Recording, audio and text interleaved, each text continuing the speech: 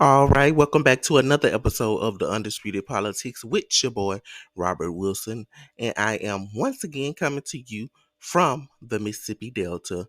On today's episode, Ja Morant in trouble again with the NBA for the same thing, a gun incident. I'll be deep diving into all of that and sharing my thoughts on that.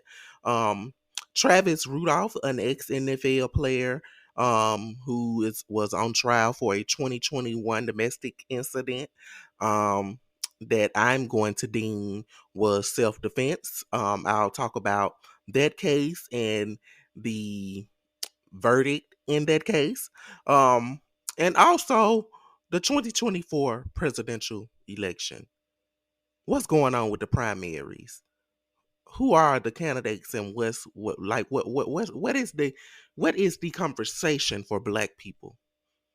I'll be getting into that and all of the things on this episode of the Undisputed Politics. So let's get it. Let's go. Welcome to an all-new episode of the Undisputed Politics Podcast hosted by Robert Wilson Jr., coming to you from the Mississippi Delta. Robert is a millennial activist and Democratic political influencer. Episodes are available now on Apple, Spotify, YouTube, or wherever you listen to your favorite podcasts. Tune in as Robert shares his unapologetic views on the latest in sports, news, and politics. All right. Ja Morant. Ja Morant.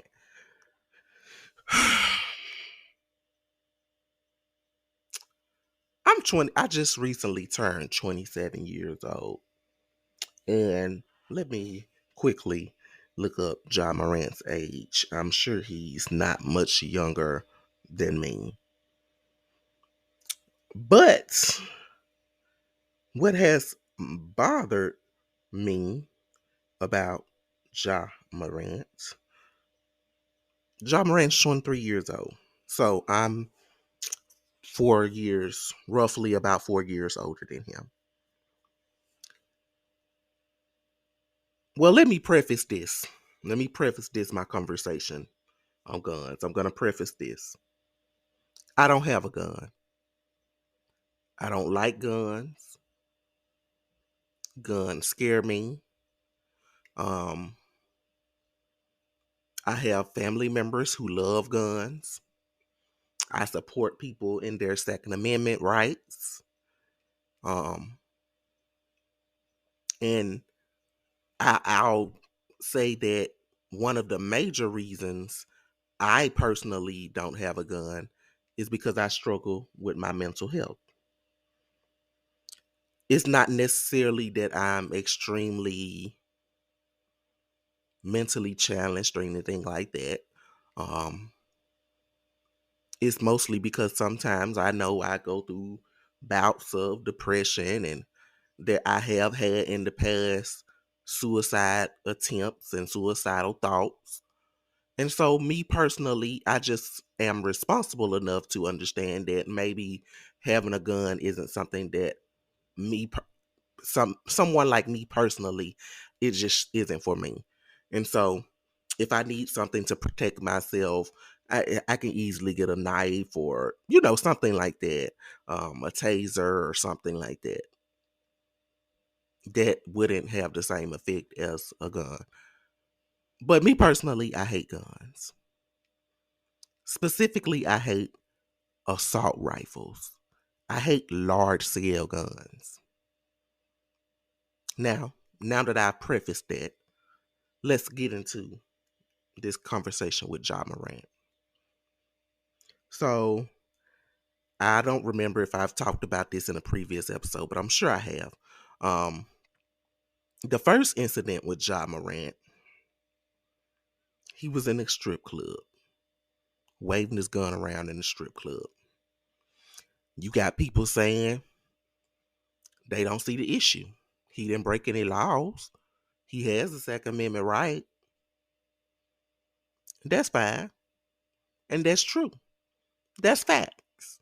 It's not cap. But Ja Morant works for the NBA. That's the first thing.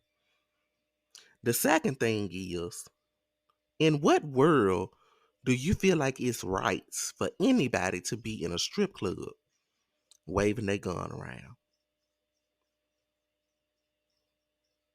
Do people not understand the accidents that could have happened from that? What if he mistakenly pulled the trigger? What if he had dropped the gun and it mistakenly went off? Someone could have gotten shot and killed or injured. That's the first thing with that situation.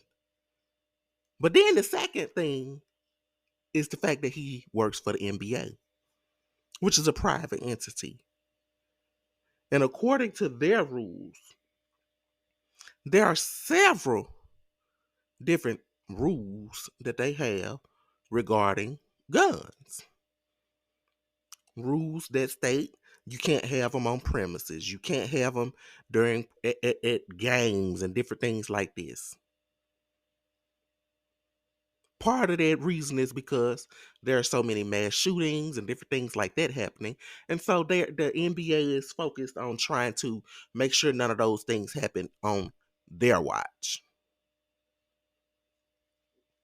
So they have rules on those lines.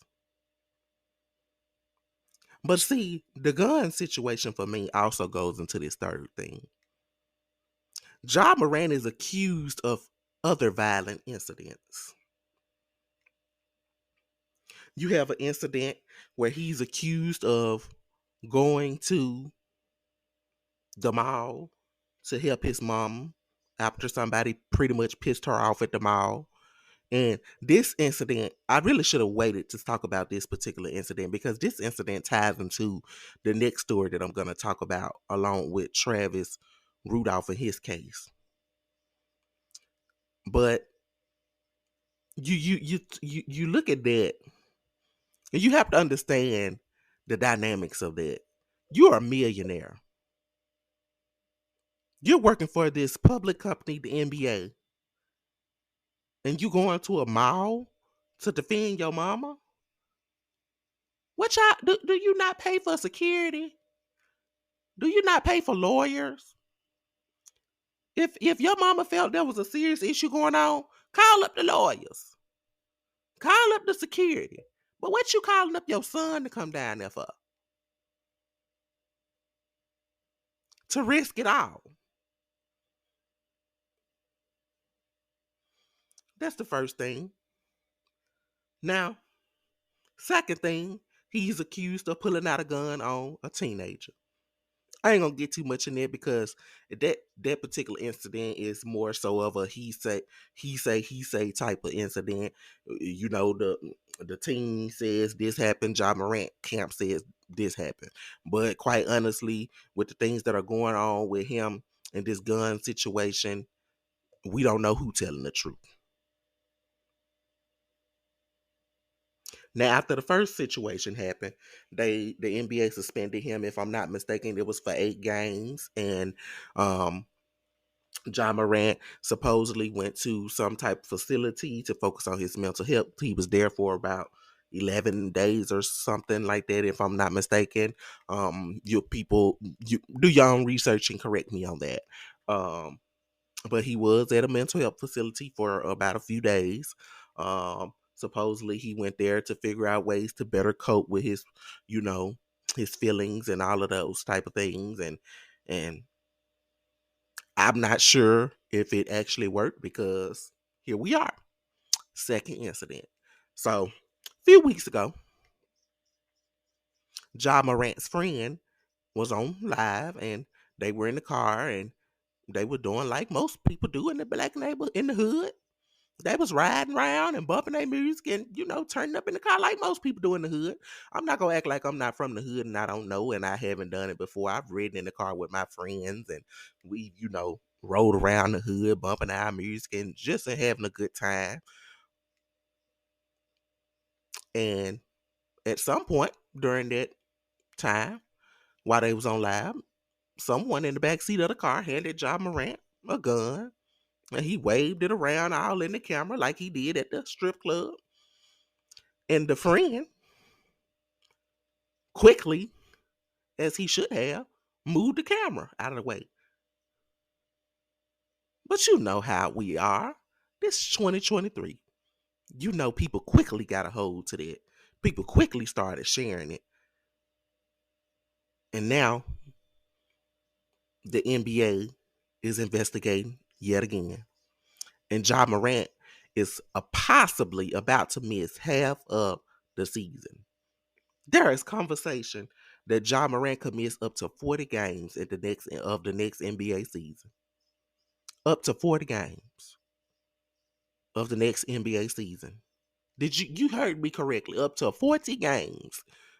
40 to 50 games of the next NBA season. That's the conversation that's being had.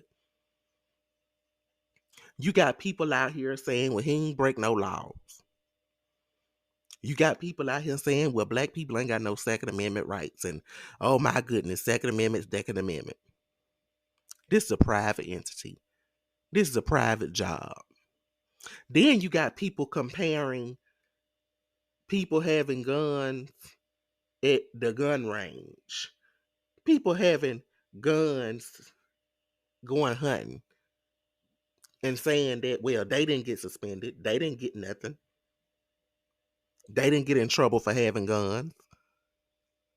And the question I have for these people are you dumb? That's no comparison.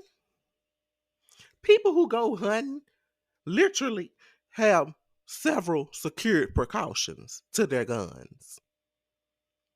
People who go hunting are wearing protection vests and camouflage, and they have to make sure their guns are secured and all of these things. That is in no way the same as Ja Morant riding around in his car with his homeboys, bumping their music and waving their gun around. And see, maybe it's because some people don't know the hood. Maybe it's because some people haven't lived in the hood. Now, see, I'm not a gangbanger. I'm not somebody who's been out in the street or anything like that. But I know people in the hood. My cousins are in jail. I have close family members who are in jail for these very things. And so I can tell you this. I can tell you this about this situation. If he was riding through the right hood and you riding around waving your gun like that, he could have been shot. If he was riding around in the right community and some hood niggas seen him, and yes, I said niggas, if some hood niggas seen him with that gun like that, he could have easily been shot.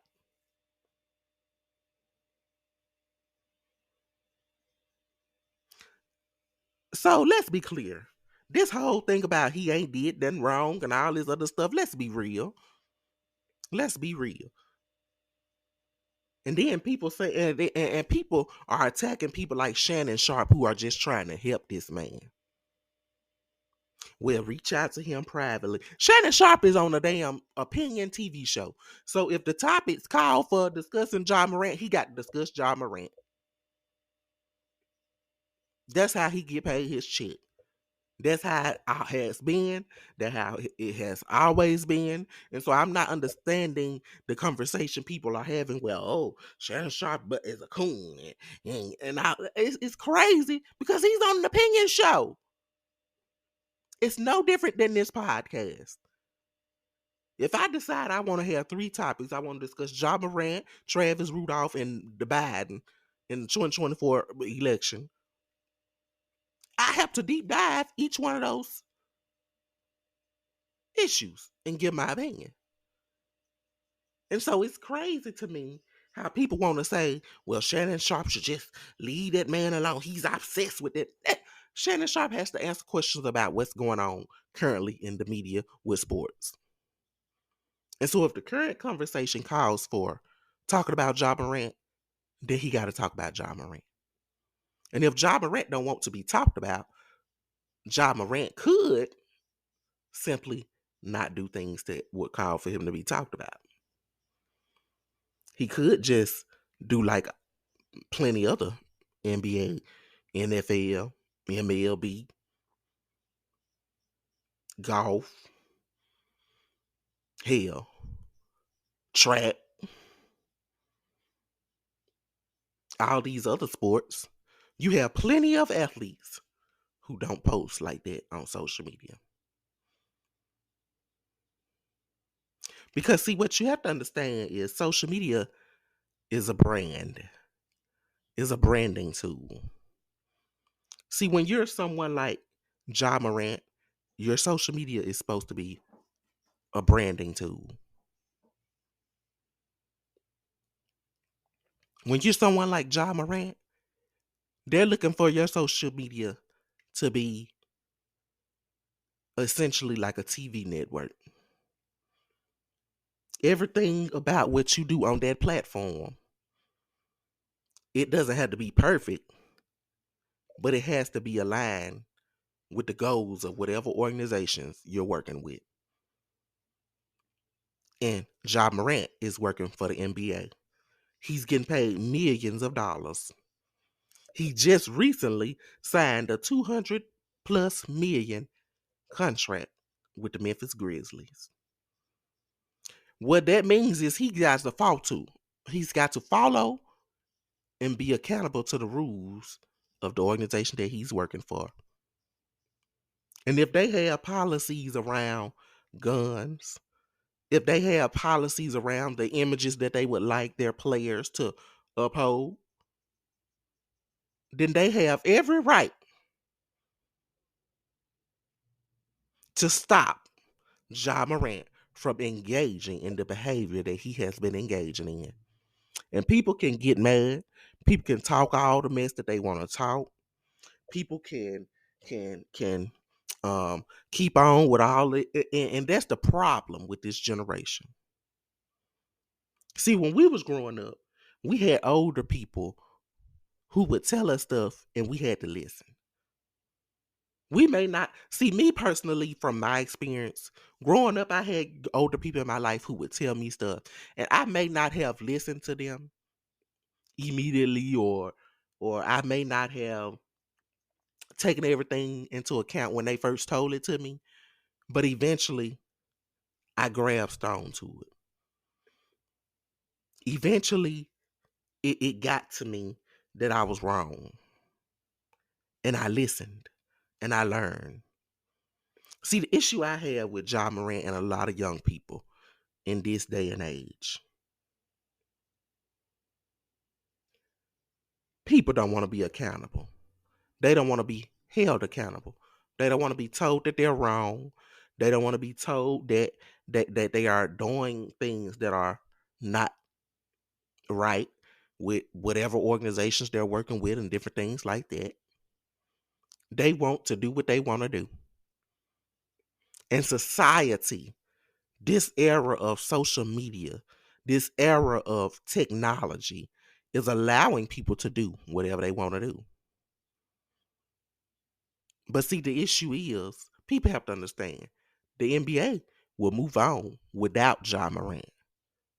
So if they have an image they want to uphold, if they have a policy that they want to uphold, it's nothing to move on without a player like Ja Morant. It's nothing to move. I'll even go to say it's nothing to move on from a player like LeBron James. He's 38 years old. If a player like LeBron James is doing what Ja Morant is doing, and they want to uphold their image about guns and the policy on guns, it's no issue for them to go ahead and move along from LeBron because LeBron is nearing his retirement anyway. So, for people to act as if there's no reason for Ja Morant to be accountable, and see, another thing that's pissing me off with this situation when it comes down, he's not taking it serious. You are about to squander millions of dollars.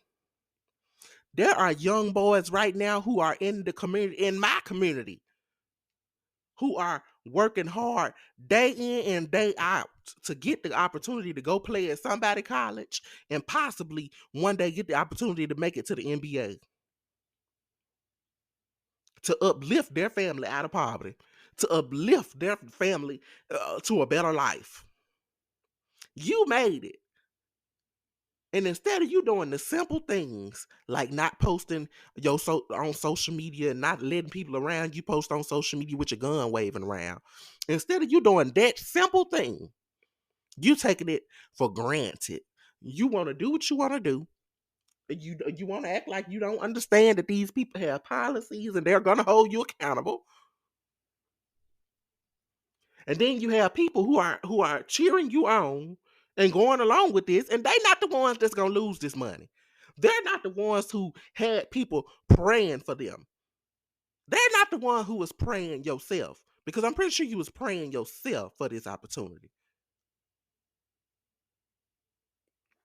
So with that being said, I'm not gonna let this get me riled up and it start to rile me up, because I personally know too many young men who are working hard to get to Ja Morant's position.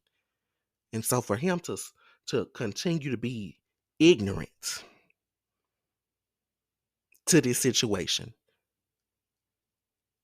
it bothers me, because there are so many people who would kill, literally kill, to be in his position.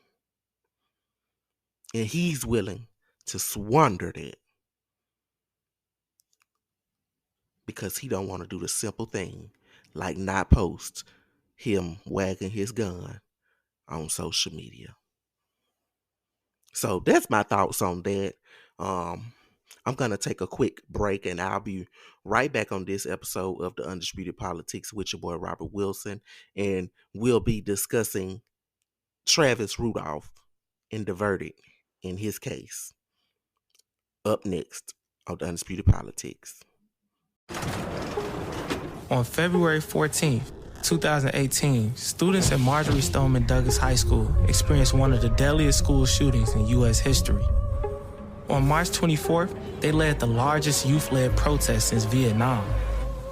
And nothing has changed. You keep seeing so many young people asking, begging politicians to just give a to just care, to just talk about it just a little bit.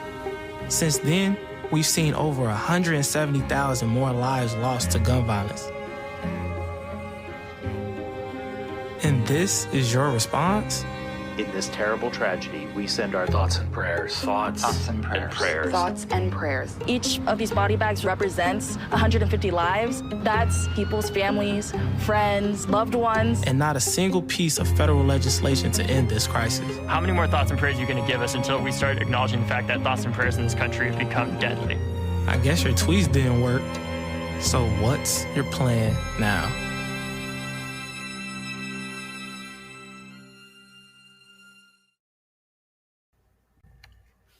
All right, welcome back to this episode of the Undisputed Politics. So continuing with today's episode, I want to talk about this situation with ex-NFL player Travis Rudolph. So if you haven't been tuned in or you haven't been actively watching on social media, Travis Rudolph is an ex NFL player. So pretty much he played football at Florida State, was briefly playing in the NFL, but then he was charged with murder and also manslaughter as well. He's 27 years old, so we're around about the same age. Well, not roundabout, we are the same age. Pretty much what happened with this case is Travis Rudolph was involved with his girlfriend, Dominique. His girlfriend, Dominique, is a married woman, literally is a married woman. And so pretty much she had went through his phone. She saw that he had been talking to some other women. And she got angry, like most people would. But pretty much what had happened was after she got angry, they were apparently from all that I have seen, they were going home to his house or wherever they were going. And she pretty much started doing what a lot of women do. She started hitting on him and being abusive towards him after he had cheated, allegedly. And pretty much what she did was after that the incident happened, she ended up calling her brothers and was pretty much like, he hit me. And I'll dive into the rest of it after I finish explaining the story. But pretty much she called her brother, said that he hit her, and told her brothers to come handle the situation. And pretty much there's text messages and phone records and all type of evidence stating that she told them to pretty much come shoot his shit up. And that's what they did. They came to shoot his shit up. And when they pulled up to shoot his shit up, they was not expecting him to stand his ground. And that's pretty much what he did. Stood his ground. He started shooting back.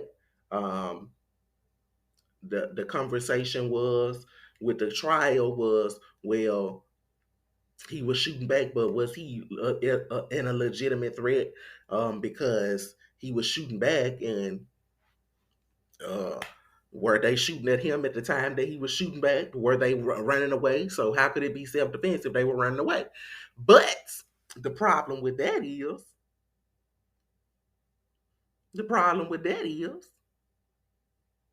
the prosecution showed how, even though they may have been running away, they still had their guns with them.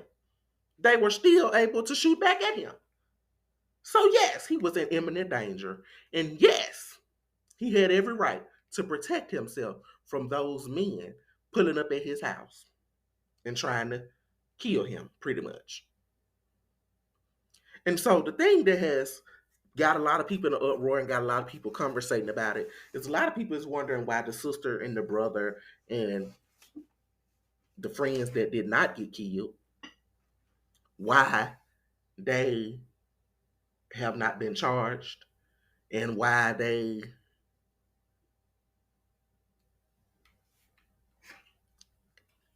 are not on trial.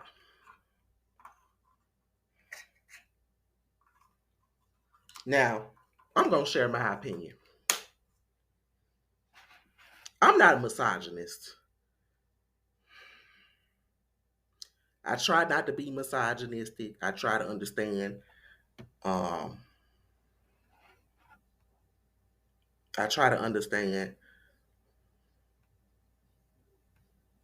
all sides of situations. I support women. I believe women, but I'm critical. So if you come out and say somebody raped you, I'm not saying that you need to provide proof, but the information that you do provide needs to be credible. Because accusations hurt people. And so I'm one of those people. And I catch a lot of flack for it, because there are a lot of times when people are like, believe women at all costs, no matter what. There are times when people feel like women shouldn't be held accountable in abusive situations. There are people who say, well, yeah, she hit him, but he mentally abused her by cheating on her. But we're just going to look over the fact that this lady is a married woman. So with that, let me share my opinion. It pisses me off that we live in a time where there are women who do bullshit like this young lady did. When you get into it with somebody, when you get into it with your man, when you get into it with the hood bitch in the neighborhood, when you get into it with another nigga, you ain't got to call your brother.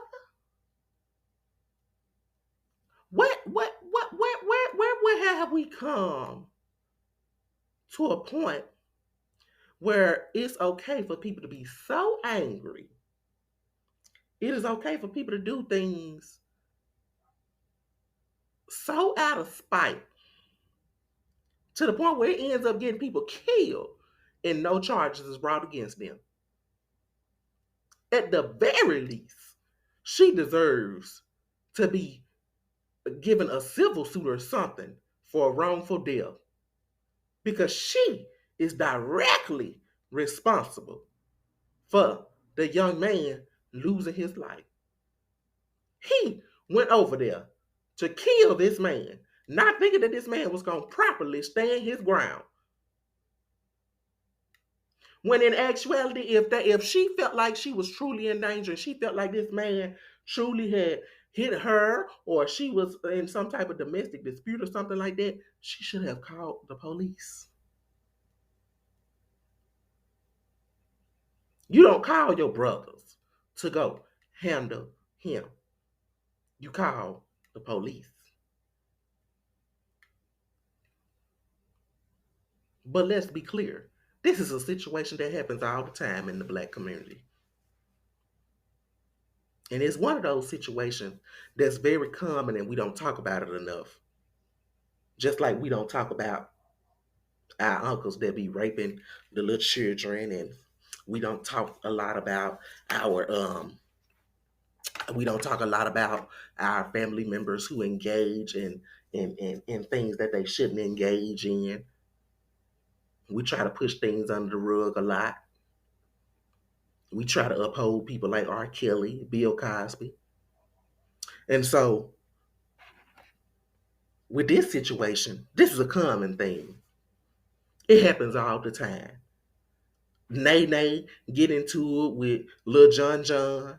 Lil John John is cheating on her. She don't like he cheating on her, so she done went over there and bust the man tires and bust the man windows out his car and hitting all on the man. Next thing you know, the man push her or something like that. She calling her brother. Now her brothers are upset. Her brothers is ready to beat his ass. Now him and the brother into it all summer. Next thing you know, they done been into it all summer. Next, before you know it, now they done had a shootout. Somebody end up dead, and it all leads back to the young lady calling and provoking her brother to be engaged and involved in that bullshit. When improper,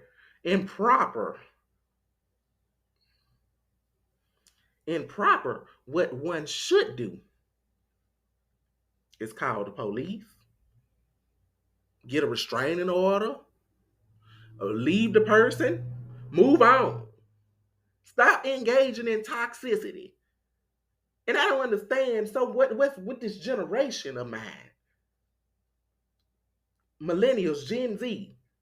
What's with our generation and we love toxic relationships.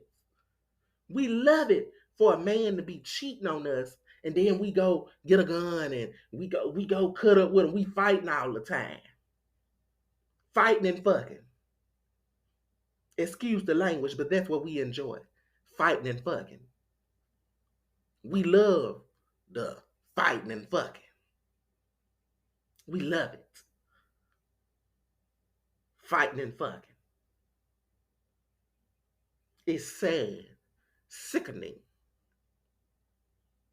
It's pitiful.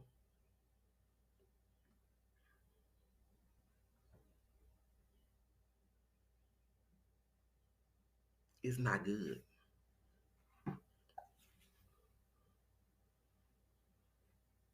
And in this particular case, it led to a man's death. It shouldn't have had to end that way. That man shouldn't have to defend himself like that. Because she could have just left him. She could have just went home to her husband. She could have just left that man alone. But because of her direct actions,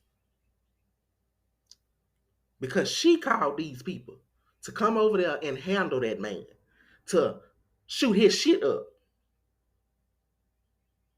someone ended up dying. So, to the victim's family, if y'all truly want justice, the best way to truly get justice, sue her. Go down to the prosecutioner's office, and ask them why they haven't charged her. Why hasn't she been charged with conspiracy to commit murder? Why hasn't she been charged with sending your son over there? With sending your baby over there to that man's house to shoot that man?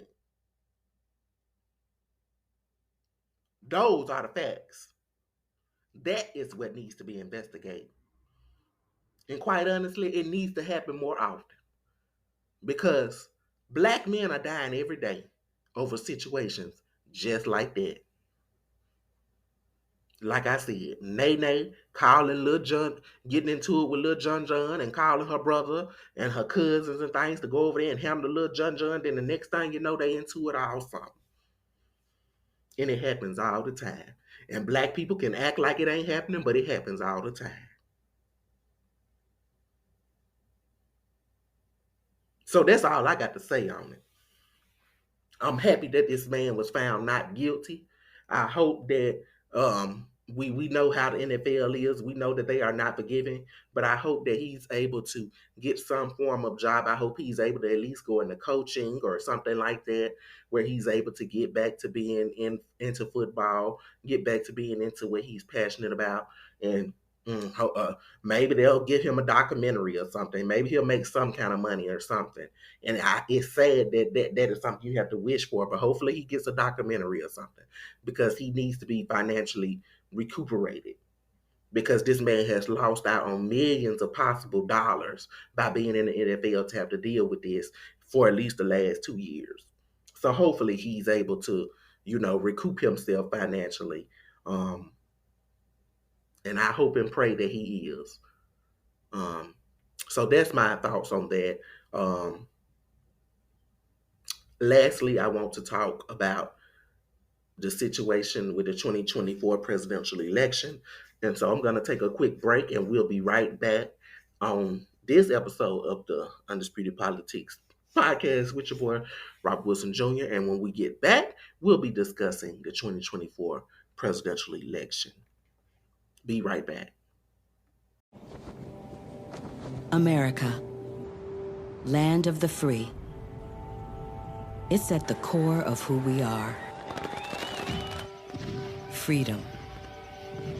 The freedom to live without fear, to drive through all 50 states, to sleep safely in our own beds, the freedom to jog where we please, to watch birds in the park, to wear a hoodie, the freedom to breathe. Before we celebrate the freedom most Americans have, we must fight for the freedom all Americans deserve. Because no matter your religion, gender, disability, age, race, all lives can't matter until Black Lives Matter.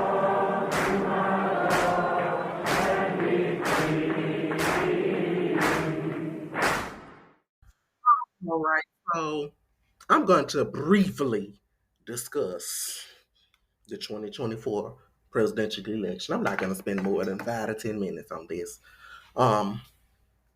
because I'm going to simply state this. People who follow me on social media and look for my political opinions, and people who are pretty much in tune with the things that I post and come in and talk about, I'm not going to do it this go around. I'm not going to engage with people. I'm not going to argue. I'm not going to debate, because Biden and Kamala Harris have stated that they are going to run for re-election. It has been typical for the controlling party to not really too much engage in primaries and different things like that unless the candidate of choice is just completely terrible. In Biden and Kamala Harris's case, they haven't been completely terrible. They've done some things. They've had some accomplishments. Are their accomplishments perfect? Nope. Have they done everything? Nope.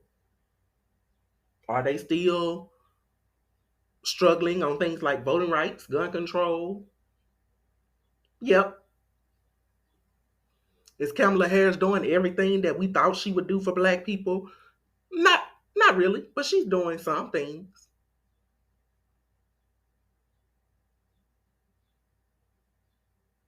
And so I had this conversation on Twitter a couple of times. We got to stop playing games politically. We got to stop doing it.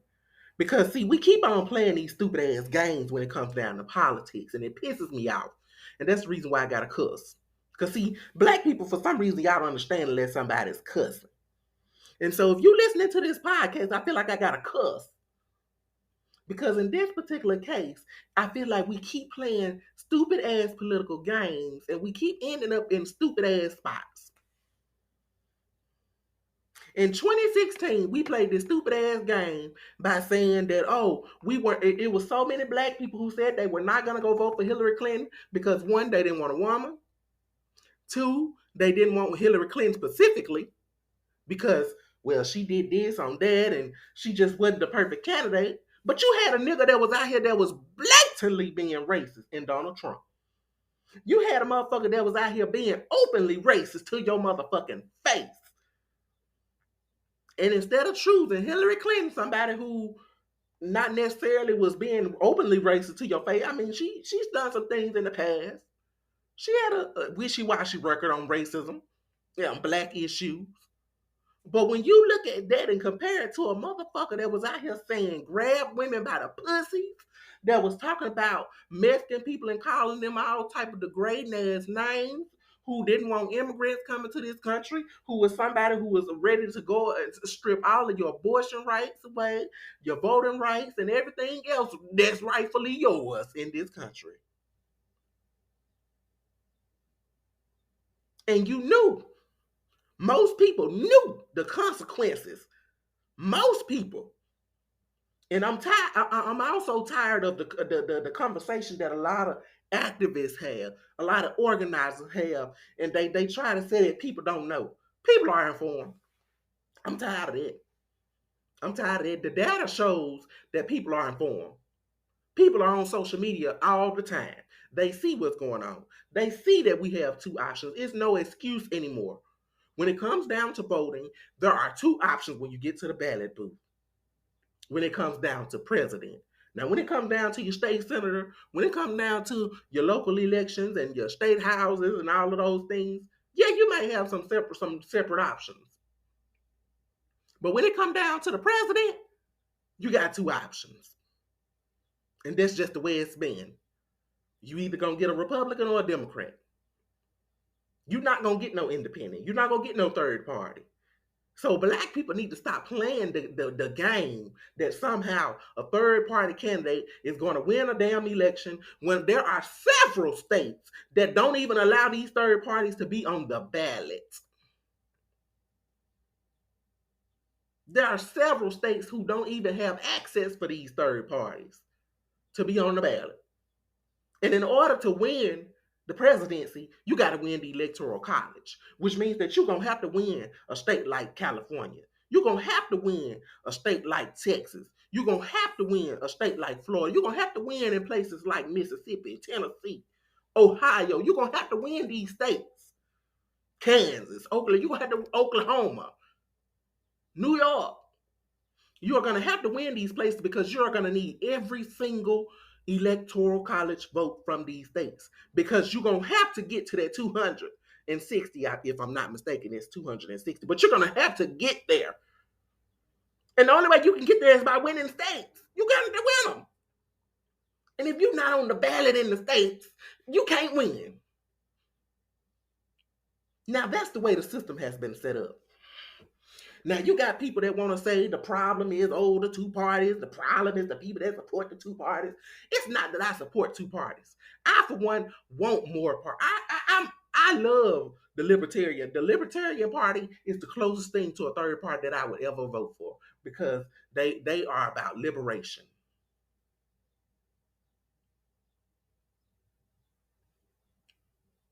I support some of the policies of the Libertarian Party. And that is a party that is actively focusing on ballot access. In the states where they are active, they are pushing for Democrats and Republicans to give more access to third parties. And that's what we should be doing. If you want to come back to two-party system, that is what you should be doing. You should be pushing for the people that are already in office to change the laws to allow for more two-party systems. I mean, more third parties to be allowed on the ballot. But you're not doing that. People want to usurp the two-party system, but we don't have time to play those stupid games. We played that stupid game in 2020, in 2016. You had people voting for Harambe as a write-in candidate. You had people out here writing in the most stupidest shit on the write-in ballot, writing in Martin Luther King Jr., writing in dead people because they didn't want to vote for Hillary Clinton. And then look where it got us. We ended up with Donald Trump. Then you have some people who are okay with the fact that we ended up with Donald Trump, and that's fine. If that is the choice that you wanted, fine. But for the majority of Americans who went to the polls, because Republicans have not won the popular vote in any of the previous past elections. Let's get that clear. The majority of people who went to the polls, we did not want Donald Trump. We went to the polls because we wanted a president who was going to be there for all people. We wanted one that wasn't going to be up in there trying to strip every right away from the people. Now, was Hillary Clinton going to be the best president? I don't think so. She probably wasn't. But she damn sure was better than Donald Trump. When we go into 2020, was Biden, did I expect Biden to be the best president? No. If you've been listening to this podcast, you can go back to my episodes when I first started this podcast. I was very critical, and I said that Biden was who we thought he was. When Kamala Harris checked him at that debate, I said that Biden was going to be who we thought he was. And so far, he has proven to be who we thought he was. He's a moderate. He believes in the soul of the country. And that's okay for somebody like him because he's not black like us. He don't have to endure the things that we have had to endure in this country to the point where we sometimes may hate this country. He didn't have to endure that. And so we have to understand that. Now, I'm all for holding him accountable. I don't get mad at people for holding him accountable. But when it comes down to 2024, there's no real candidates on the damn ballot in the primaries. You got Kennedy who's out here talking crazy, and he was talking all that nonsense during when we had COVID going on.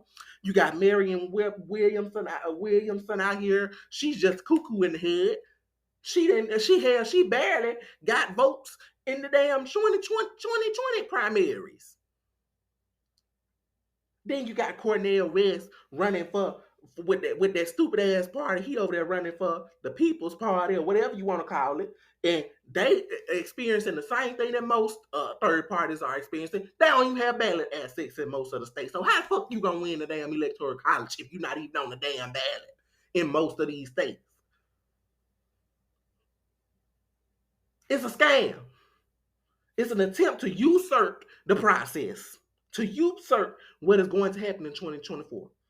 Now, I'm going to give a bold prediction right now on what's going to happen. What's going to end up happening in 2024. By then, Trump may be arrested, indicted, and prosecuted and all that good stuff. Maybe in prison. We never may know. But the Republican primary is going to happen.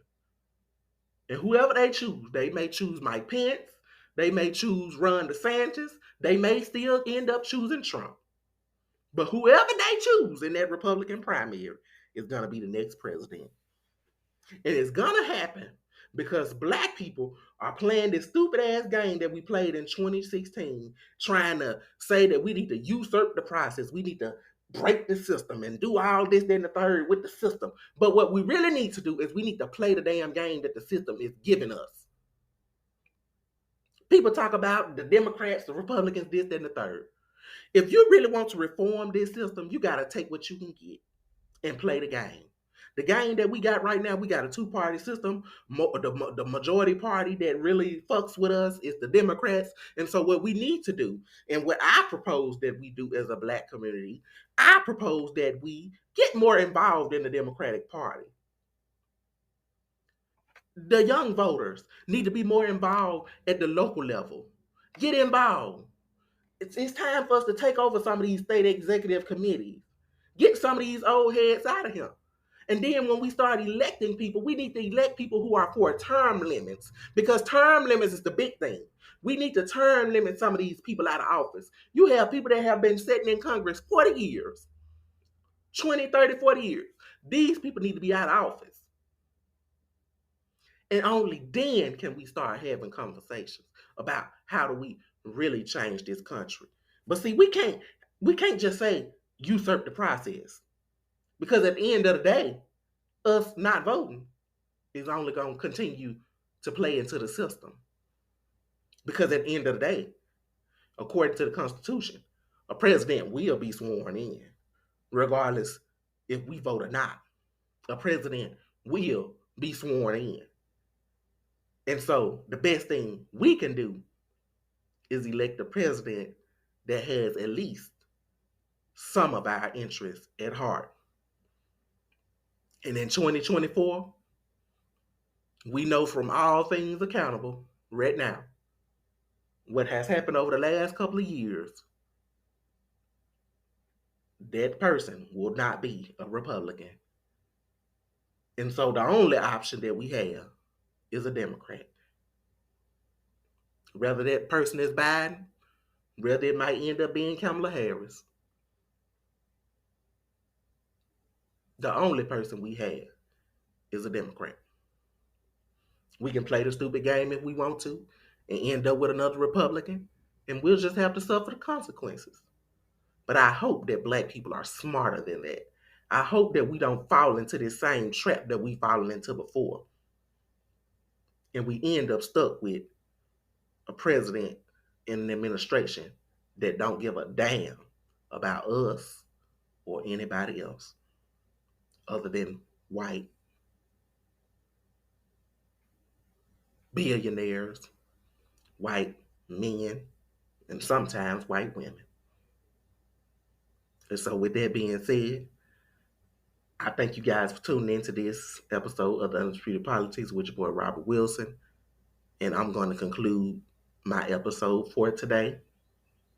That's my thoughts on it. That's how I feel about this particular situation. I hope that what I have said today inspires somebody to go get involved in your local party. Go get involved in the local organizations that are helping people register to vote and be involved. Hell, some of the people that have the credentials, go run for office. Because we got to stop sitting on our ass complaining about the system while not participating and playing the game of the system. So, thank you. And we're out.